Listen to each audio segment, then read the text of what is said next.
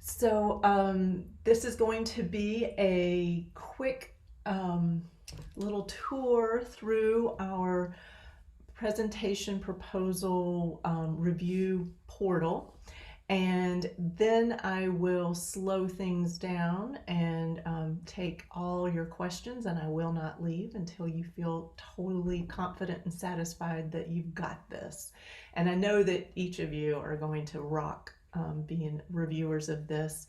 Um, all right, we're going to jump in.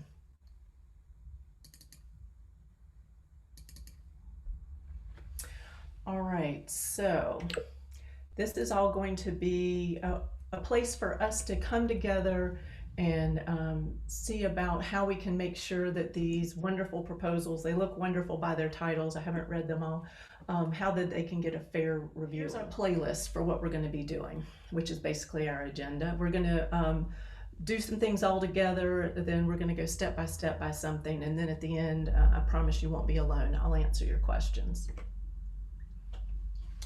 So we're going to do a norming activity all together. And I'm going to come back here for just a second. You can see how you can access the slides at cdef.inc/review CA STEAM 21. And the only reason you can just follow along with me, but if we're going to be reading something, then you may be more comfortable with your eyes reading something on your own screen without having to use my share screen. So I thought I'd let you know that. So here's our norming activity. When I met with people who were thinking of submitting a proposal, I gave them our strands and our pathways for what we're looking for as far as proposals. So if I click out to this, I'm going to put it in the chat for you. The strands and pathways are pretty much ways for people to be able to build their own learning pathway at the symposium. So they're the themes and like the tags. And so there's a lot written here, but presenters were able to see if their presentation had something to do with like STEAM equity, looking at access, opportunities, and outcomes. There was a whole paragraph here basically for them to say, if you are a presenter, here are the sorts of things we're looking for in this strand, this theme. And then we have emboldened STEAM communities. We have bolstering the art of and science of teaching, which is really about the workforce pipeline. And then the last one, sharing the joy of learning. So not the least, even though it's the last. And so presentations had to be in one of those four, because that's what we think that attendees are really looking for. And then we gave them pathways, which are like tags that will show up in the app, and it will help people. So if I was someone coming and let's say I was a media specialist and I really wanted to go just to sessions that focused on libraries, maker spaces, and STEAM labs, and maybe arts integration, then I could look up in the app from the hundreds of presentations and find those that I want. So I mentioned that to you because there will be a place when you are reviewing and we want to know, is it aligned to one of these pathways, and is it aligned to these strands? Because if it's not, it probably isn't going to be a good fit for the symposium. All right, so that was what we let people know before they submitted a proposal. So now let's get into what a proposal will look like. There's one section within a proposal where we ask them to give a detailed description. And so I'm going to be quiet in just a second so that you can read. This is one from a previous year. And I want you to jot down what you think you would score this after you've read it. 5 is excellent, 1 is poor, and then anything in between.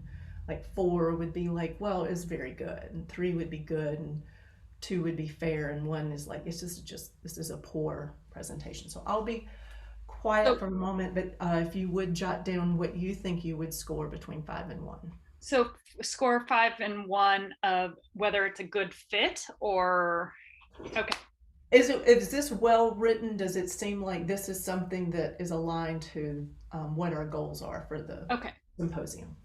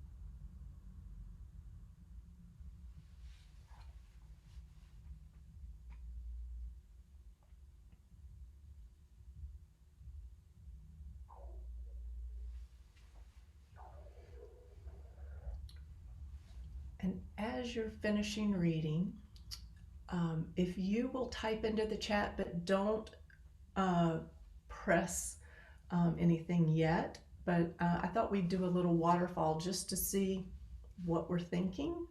So if I'll count down from 10, and that'll give you a chance to think about how you'd score it. And if you'll put it in the chat, and when I get down to my countdown, then we'll press enter. So 10, 9, 8, 7, 6, 5, 4, 3, 2, 1, waterfall. Okay. So if we could come off mic and then let's just talk about what we saw here and what we didn't see here. And I'm going to look and see. I think, Ashley, were you the first one? Let's see. No. So Dave, you were my first one. If you don't mind, just give us some reasoning, just so we can start to try to come to the same songbook together. Sure. I love the theme, by the way. So for me, a few things jumped out at me. It seems very interactive. It seems I got a pretty clear sense that at least by the description, this is going to be an engaging session. That it's not just going to be a sit and get piece. That folks will have the opportunity to do things. I really valued the calling out of 5E sequence. Introduction to unplugged, cross-curricular, and also how it embedded equity into the description. So to me, it checked a lot of things as far as what I look for, both what I personally look for and what I also think that as a reviewer that we want to look for in a presentation for the STEAM Symposium. I really appreciate that. And I see that we have, is it Corinne or Corrine? I have a Southern accent, so I have like different ways I can say all those vowels. It's Corinne. Corinne. Okay.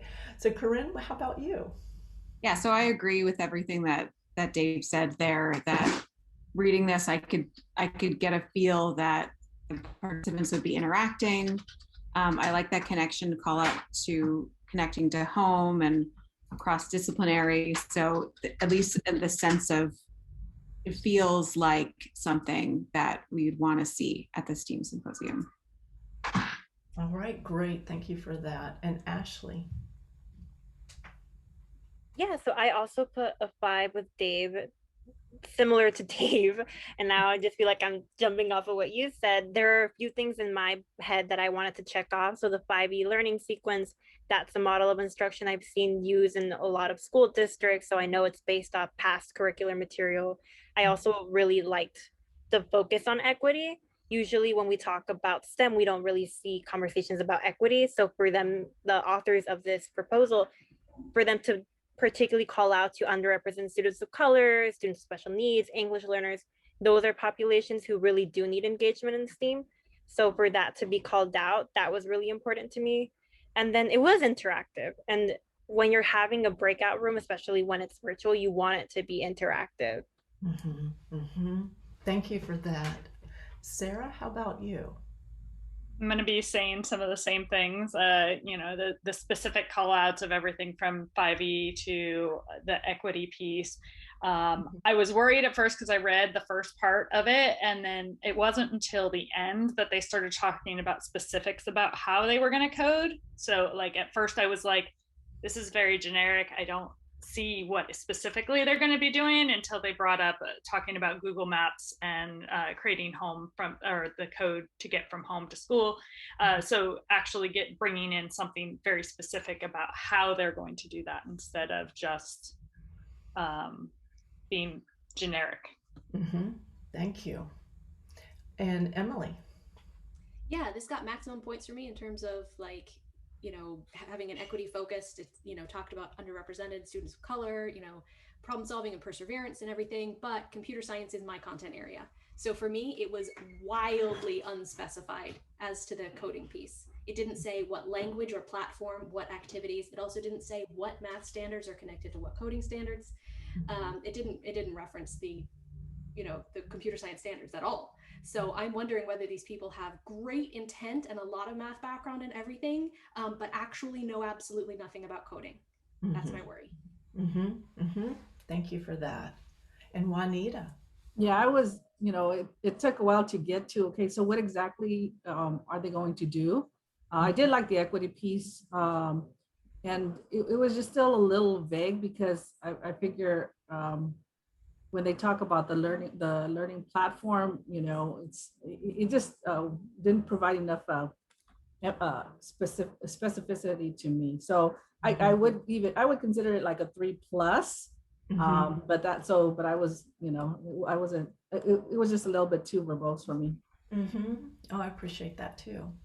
Well, this was scored, I think this is from a couple of years ago, and the scores were between 4 and 5 at that time. So that's just information. I think that your points on, you know, why you would be above or below, I think these are all valid. And this is also why we have reviews more. We have at least every presentation gets 2 reviews. And then afterwards, I go in, and if there's something like if I saw a 3 and a 5 on one, I mean, that would end up averaging out as a 4, right? But I would usually give those a 3rd review. And then if things still seem amiss, then, you know, like Glennon and I go in and then we read to see like, okay, you know, is this on, you know, which way does this go? So we do take it very seriously. And so I think that, you know, if you're a 3, a 4, or a 5, know that there's someone else reviewing it too. And as Emily, as you were saying, you know, this is like your area, right?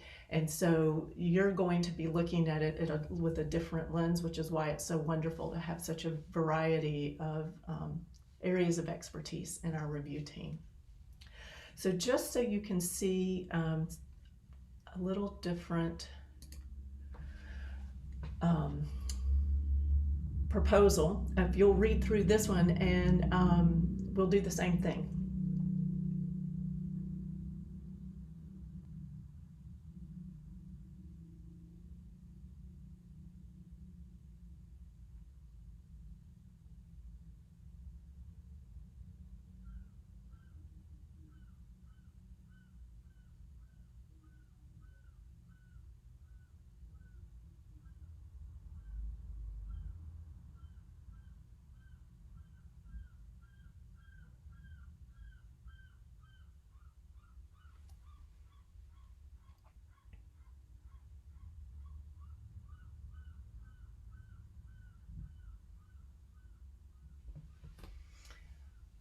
All right, if you will put your score in, and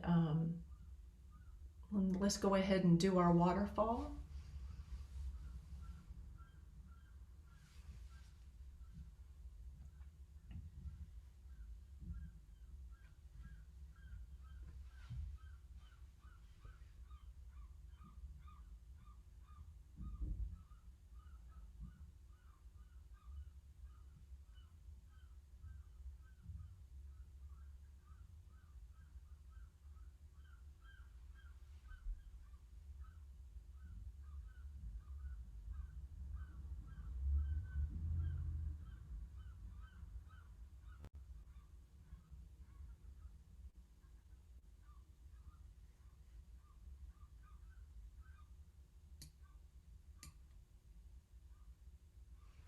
All right, if you can put your score and press enter.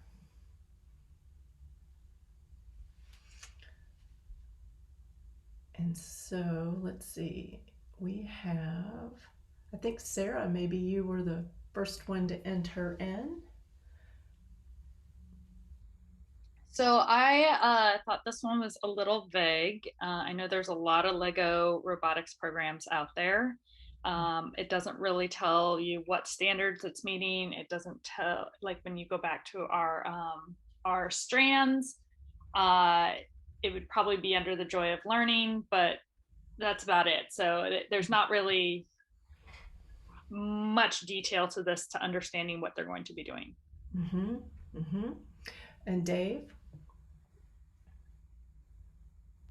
So I scored it as a 2, and part of what jumped out at me was it seemed it maybe it was just the initial first few sentences, but it seemed like a lot of sit and get to me.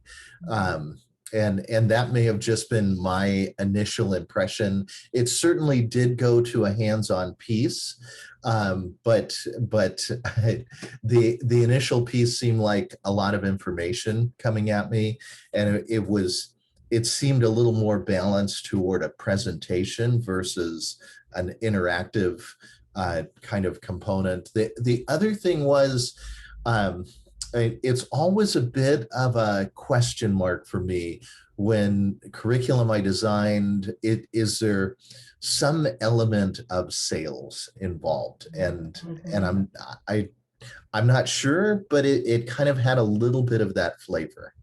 All right, thank you for that. And Corinne? So I'll agree with all that. And then the big piece for me was that there was no context for why, right? Like, so we're doing all this stuff. Why is this important for us to know? Why did you even make this curriculum? How does this curriculum meet a need that we don't necessarily have? How does it bring in the social justice piece, connecting to other content areas, right? That's STEAM. There's just like, we're going to do a bunch of stuff. And I have no idea why. Thank you for that. And Emily? I think I was particularly charitable on this one. I gave it a 4, and I do know that it's missing all our good words about the equity and the why. But because it's underspecified and this person has their own curriculum, I am assuming that later they have provided a link to the curriculum and I looked at it and it's good. So given that, right, then I would actually rather attend this session than the session before, because it gives you something concrete to bring and implement right away into your classroom. And it gives you all the tools for implement, not just like, here's a fun idea you could do maybe once, but like this is how you can meet your needs going forward. Thank you. And Juanita? Yeah, it came off like a selling piece to me. And then because I had to chuckle, because it's like, take it back to your classroom and even implement it district wide. And it's like, what, we haven't seen the curriculum yet. Right. And so you're already talking district wide, implementation. So, and then provide a guide on funding. So it was like with Dave earlier, it seemed too much of a sell piece. But maybe like Sarah, once I saw the attachments, I could change, but that's what turned me off right away. I appreciate that. Well, you all bring up really good points. I will let you know that the way this was scored in years past was between a 2 and a 3. And but it's also in a way, what you're saying, I think naturally, is this is a little bit it's a lot out of context. So this is not how you're going to be reviewing, right? You're not just going to see just one thing, because we ask them to say, how does this connect to equity? What standards is this aligned to? And there is a place for you to indicate if you think that it's a vendor or someone trying to sell a product. It could be a great product, but it's more appropriate for the exhibit hall. Then there's a place for you to indicate that, and then I can follow up with that person and find out. Maybe it's someone who does have a great product that a teacher is loving, and the teacher is the one who's wanting to present on this has had such impact. So I like having that critical eye that you're looking, is this really peer-led? I love the way you're filling in like this with, like, let's say a link, because they can provide a link. We don't downgrade a presentation if they don't have the link, because many times they don't have it yet because the symposium is in October. And so it might be something they're still developing. Some people are working on things over the summer. Maybe it's a program that they're running between now and October, and they're going to be giving lessons learned. So that isn't a ding on anyone if they don't have the link, but if they have it, it's really powerful, because then you get something concrete. So it's a little false. I'm sort of setting you up here for something out of context, but it's a good way to get us thinking and to hear from each other why we would, choose certain things. All right, so I'm going to take you through these a little more quickly, but there's a section where we ask people, what's the takeaway? Because our participants, when they come, a lot of times they come because they want something to use the next week or the next month or the next trimester. So it's really important, if it's appropriate for that kind of presentation, that they do have some kind of takeaway. Maybe it's some really great resources. And so in these people gave lesson plans, worksheets, presentations, and links to it. And so this one was scored highly because for this one section. It was between a 4 and a 5 because it was very specific. This one, I will just let you know, scored between a 2 and a 3. So read it and see if you would agree with a 2 to 3.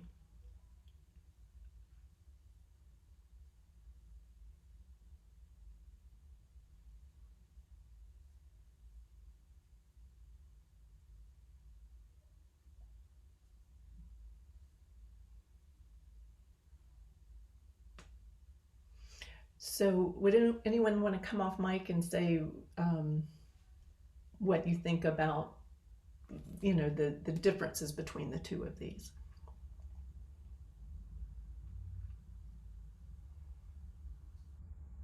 Yeah, I think that B is definitely underspecified. I was anticipating that person would be like, here is my curriculum and here is the links to them and this is what I've tested. But if this gives off the sense that not only do they not have like a full curriculum written out, they also are trying to be selling things because they have t-shirts and keychains. Right. And some people in some of the reviewers in the comments were like, hey, watch this. This one seems to be, they used, they can't tell who the person is or what company, but they're like, this is starting to sound like a vendor. And so then Glennon ended up following up, and it was someone that we could host in the exhibit hall.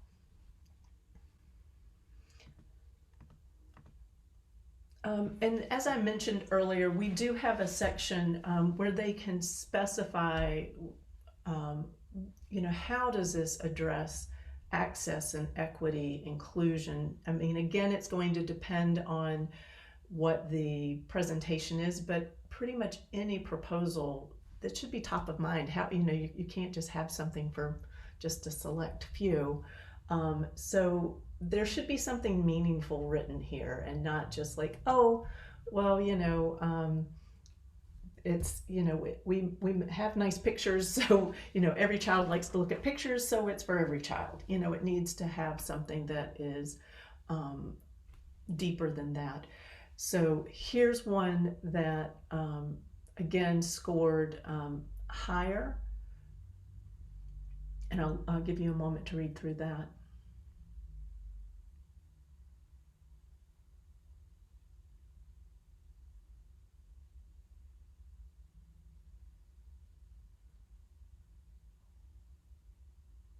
And then the second one, as a contrast,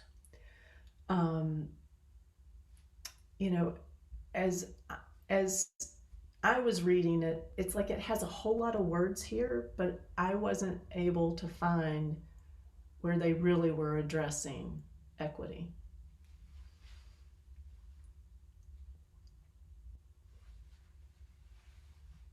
So the first one, A, talks about the mission statement at their school, but doesn't actually relate this to how it applies to the session. So I would, yes, it's fantastic, but just a little bit of doubt. Right. So would you score it a 3 or 4? I'd probably give it a 4, but I wouldn't give it a 5 because it doesn't say we apply that to this session by like something concrete. By using these sentence frames for conflict resolution, or like. And anyone else have a comment on A and B in your thinking?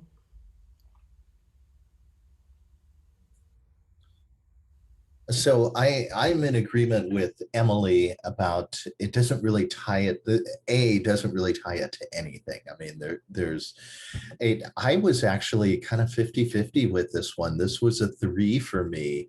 And I mean, it says good things, but it's kind of high level, and I was struggling to see the connections on how it connected with their presentation. Yeah, I think it shows that the presenters are intersecting with equity and access, but they haven't thought about how their presentation is, but that they have the potential to, because it's months out. Yeah, and I think this one had a score of around 4, and so it could have been, it was 3.5 and 4.5 and kind of ended up coming, but this was 3 years ago, and I'm wondering, don't know, how have we evolved in our own thinking in equity? What does inclusion mean? And so if I were to give this back to those same reviewers, I wonder how it would score. So we are who we are today, and so I think that's why it's important we're doing this norming, because we're the cohort, right? We have about 25 of us total, and so I'm really glad Emily had us record this, because for the people who have reviewed before, that's something for them to think about too, is where are we today? Karen, the 3 years ago context is a really important context, because I would love to know, you may have this data, but when did the STEAM Symposium ask for an equity statement? Because couldn't have been more than 3 to 4 years ago. Right. I think this is from the first year where we asked for it, and it might be, as a reviewer, not exactly sure, like, what am I looking for? And and can people just have some words there? And I'm like, oh, well, they thought about it, but I think we probably have a deeper, given what we've just gone through, things were there, but we just maybe saw them in a different way or didn't see them. So I can tell you what it scored before, but it wouldn't necessarily score that way today. All right, so what I thought I would do now that would, I hope, be helpful, step by step, I'm going to go in and show you how to get logged in and what it's going to look like from a reviewer standpoint. And just so you kind of know as we go, you will need to log in. So you will see where it says create a submission, but that's just the way the portal is. You're not creating a submission, you are going to be reviewing. So it's really the login here page that you need to get to. And then you're going to click my reviews, and then it's going to give you what I've assigned to you, and then you'll click review, and then you'll get in. So that's where we're going quickly, and now I'll do it step by step for you.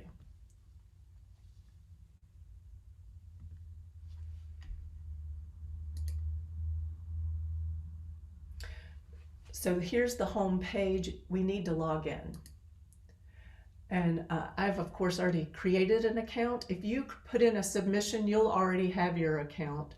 But if you don't, then you'll just create an account down here. But since I already have it, I'll just log in.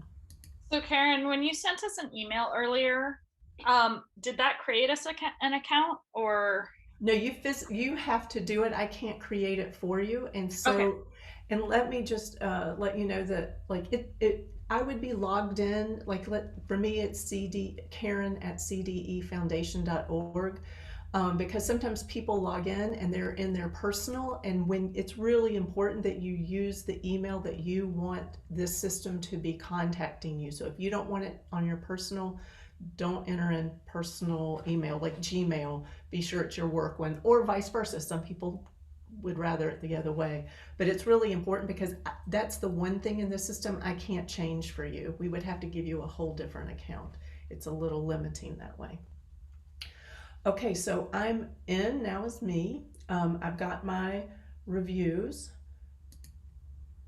And Karen, can I pause you here? Because of Dave course. has a question. Oh, thank you for that. So if I had an account last year, do I need to create a new one this year? No, if you want to use that same, the system remembers you. It's the same system, so it will already have you in there. But let's say, well, Ashley, I know you're in, but so you only need to create a new account if you've really never been in the system. Either if you've already submitted, it'll have you, or now as a reviewer, you'll need to create your account. So if you think you might, go ahead and guess, and then it'll let you know if it recognizes you or not. Were there other questions? Okay. Thank you, Ashley, if you'll, my chat's here and my other stuff's here, so I appreciate you being my eyes. So I have assigned to all of you already, if I can find where my mouse is, reviews. And so these are all live presentations that I need to review. So I'm going to just click on one. When I click on review, it's got things that the person has entered in. Oh my gosh, Emily, I don't want to do this one. I just randomly picked that. Let's go back. What are the odds of that? I guess they're probably one out of a few. No, I think they might be pretty good given. Yeah. Okay, so this is just the system has a limitation, and I need to know whether sometimes people have like a secretary enter in stuff and then everything goes to the secretary. So this is really more for me that this is the primary presenter. It doesn't matter to you as the reviewer who's submitting it. And so these are all the fields that they filled in.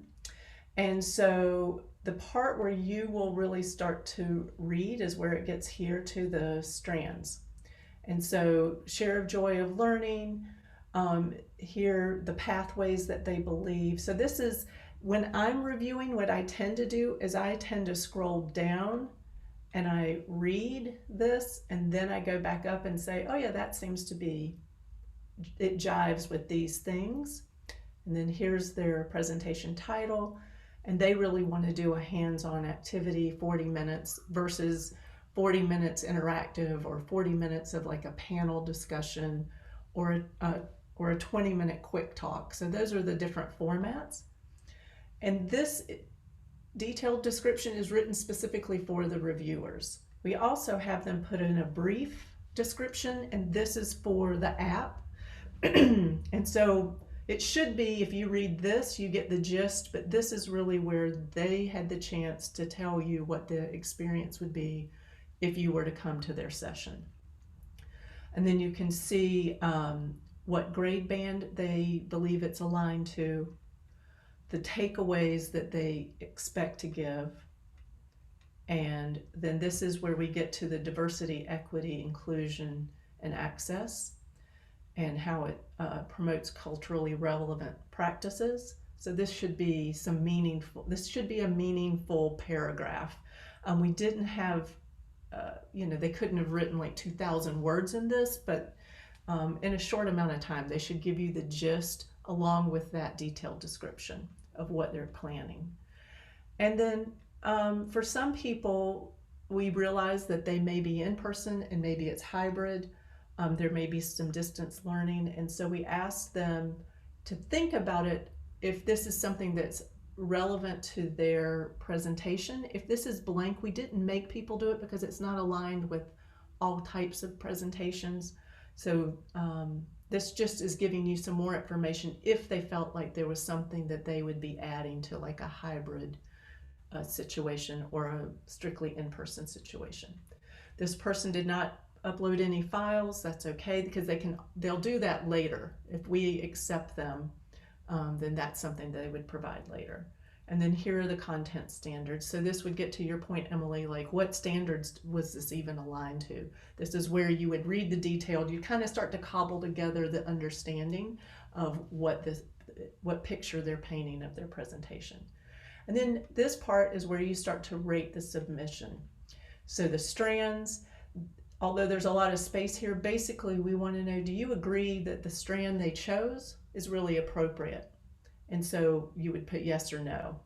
And then here, if you said no, like this really has nothing to do with the joy of learning, this is really more about the teaching workforce and the pipeline of teachers, then you would have a chance here to say, you know what, if we're accepting this, this needs to be relabeled because this doesn't make sense. And then the pathways, and I can tell you that usually these things are things that it's like, yes, this, I mean, it's going to be a rarer case, but we want to give you a chance as a reviewer to let us know, because we don't want to throw the presentation out because they've chosen the wrong strand, because some people have trouble deciding between a couple of strands. So it gives you a chance to chime in. And then this would be the pathways, or would you have us add some pathways, because this would be really helpful to the presenter or for the participants to be able to find this presentation. And then presentation title, it's really important, and I think, Emily, you're a genius at this with being able to come up with really creative titles to entice people. And so this is where you can let us know, you know, if we accept this, and maybe I need to just email that presenter and say, let's work on your title to be sure people know what your session's about. And then, is it aligned to the goals of peer-led professional learning? And this is, if it's a vendor and you're like, you know what, this is totally a sales job and that's really for the expo hall, you would rate this really low because it's not peer-led. If it's really not clearly worded, and you can't really understand what this presentation would be about, then you would start to score it somewhere probably down here, and then up here would be where you're like, you know what, this is looking like it's really going to be a high quality one. And then here you start to just click on, you know, is it clear? Does it really lay out, you know, clearly the objectives? Does it describe what people do not want to just listen to? They come to the symposium to do hands-on, something interactive, even if it's something where it's interactive in the chat, because it's not like a hands-on kind of thing, but they should clearly let you know that people aren't just going to sit there, turn their cameras off, and just listen to somebody tell how wonderful their classroom is. People don't pay to come to the symposium for that. And then this is where you would have a chance to really rate whether this addresses those concepts of equity. And then you'll have a chance as well, you know, the shareable materials, are these takeaways things that sound like it's absolutely, people would be thrilled to go to this and walk away with those things, or it's like they didn't even address it at all, or somewhere in between. And then, is this topic something that's like, oh wow, this is going to be a high interest, a lot of people want to come to this, or, you know, it's let's say it's for a special education teacher audience, and this is really going to zero in on a topic that, you know, that population is of educators is really going to be sure that they don't miss this one? Or is this something that it's you know, it's kind of general or generic, or you've seen this dime a dozen at a lot of conferences? And then you do have a chance to chime in with just overall, how did this strike you? And then if there's a place here for your comments. So if you want to say, you know, this is definitely something that you think, you know, anything, just know that I read all of these, so you can even say, Karen, this is what I'm thinking. Let me know how you're thinking about it. And if you don't have anything to say, that's okay. But if there's something that you really want to be able to let me know that this is fantastic, I think this topic is really needed, please consider that this is something that, you know, the symposium creates a space for, or it might be, this is a vendor, just go ahead and call them up and see if they want to be in the expo hall. You could say that to me too, because this is where I pull all of these and it gives me a quick way of seeing, are there some hot spots, either good or bad. And then you will submit it and it'll give you a chance to see what you've said, and then it's graded, it'll have its score, and you can go back and change it up until, if you think, you know what, I want to go back now that I've done 10 of these, I think I scored that first one super easy or super harsh. So once you've submitted it, you can always edit it up until like midnight, July 16th. And that's when it's the deadline for all the reviews. And that I'll close it out, and then I'll gather all the, what the grades are, what the scores are. So I'm going to pause here. Any questions?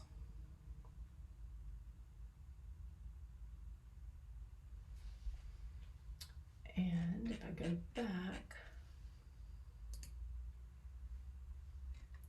I was going to see if these are just some of my tests that I ran through. And so this is what it'll look like for you when you've completed it.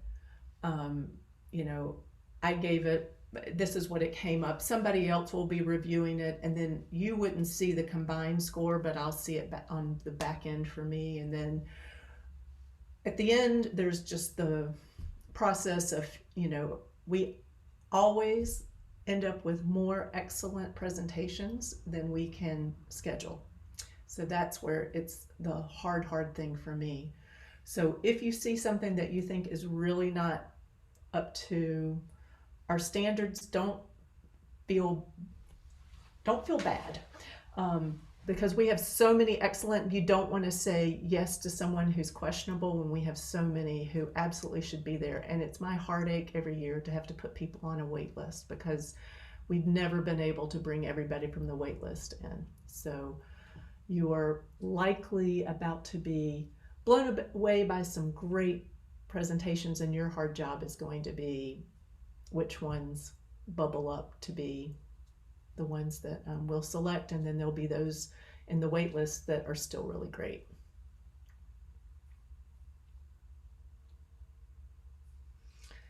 And so, and if it has the word chocolate in it, I think it automatically gets a little higher grade. So I am so appreciative of you taking your time, your lunch time, to come and join me for this, but it's so important. The people put a lot of time and energy into putting in these proposals, so I feel really proud that I'm bringing together such a great group of reviewers to give them serious consideration. And then I'm excited because I think the symposium is going to be virtual again. We are thinking about, we put out there that we want to have watch parties if there's schools who want to bring their staff together and be able to experience things together as they can. We actually have had people reaching out to us, and Glennon's helping with that. So we'll be kind of hybrid ourselves this year, but I think we've got some, I was really thrilled at how many people submitted, and I think we've got some great content. So that's the end of my formal presentation. I'm just going to hang out. If you want to click around and then ask questions after you've clicked on some things, you can't break the system, so click away. And I'm always here for you because you're my top priority. I want to make sure that you can do this really well. So let me know what I can do to help. Thank you, Karen. I'm going to head out. I got another meeting to be at, but this is really helpful. And I've already submitted one. I'm going to get a few more today.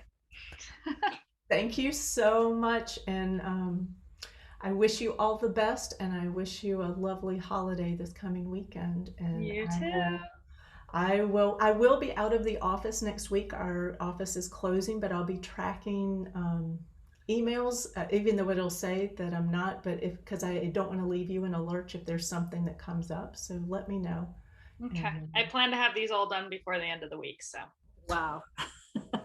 You go. I'm going out of town too. That's why. Yeah. Well, you have to the 16th, so let me know. Okay. Thank you, Sarah. Thank Yeah, you, no problem. everybody. We'll see you. Bye. Good to see everybody. Take care.